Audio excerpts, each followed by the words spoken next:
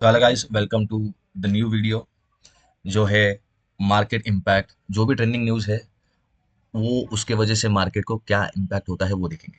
ऐसे daily videos आते रहेंगे आपको, जो आपको एक छोटे छोटे पॉइंट्स रहेंगे जहाँ पे आपको समझ में आएगा कि ये एवरीडे मार्केट में क्या इम्पैक्ट होता है न्यूज़ का और या फिर कोई अपडेट का।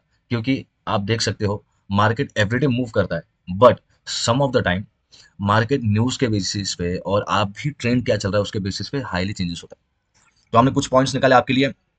पहली चीज़ है कि जो सेबी है उन्होंने जो ट्रेडिंग बीच में था, पी अडानी उनके इनसाइडर ट्रेडिंग केस सीन चल रहा था, वो क्लोज कर दिया है। तो एक ग्रीन सिग्नल है अडानी ग्रीन एनर्जी के लिए। माइट भी इसमें बहुत सारे रेगुलरिटीज है वो हटा दिए हैं। तो इसमें आने वाले वीक में आपको अप ट्रेंड मूव नज़र आएगा और पॉजिटिव नज़र आएगा। और यहाँ पे मैंने जैसे मेंशन किया है कि इन्वेस्टर जो इतने भी सेंटिमेंट्स थे वो ऑलरेडी डरे हुए थे, बट अभी उस चीज़ के लिए डरने के लिए कोई बात नहीं, क्योंकि सेबी ने उन्हें रिलीज कर दिया है उनके जितने भी चार्जेस वगैरह है। तो माइट भी अडानी ग्रीन एनर्जी में आने वाले दिनों में आपको पॉजिटिव देखने मिलेगा।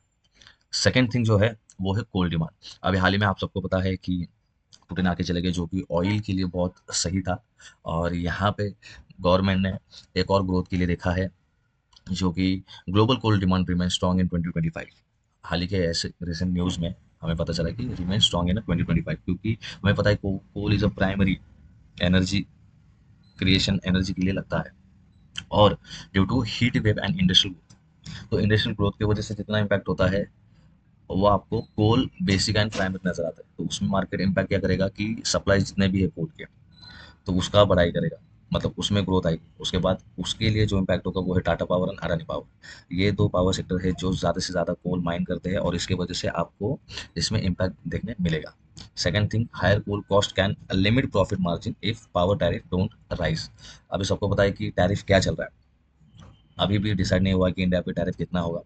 हर एक सेक्टर में एक अलग अलग टैरिफ इंक्लूड किए जा रहे हैं, लाइक पावर में अलग, आईटी सेक्टर में अलग, फ्यूल में अलग।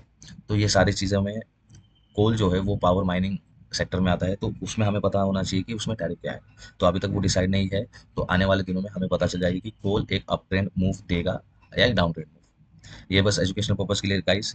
ऐसे ही वीडियो के लिए आप हमें सब्सक्राइब कीजिए और ऐसे ही let's grow together. Thank you so much.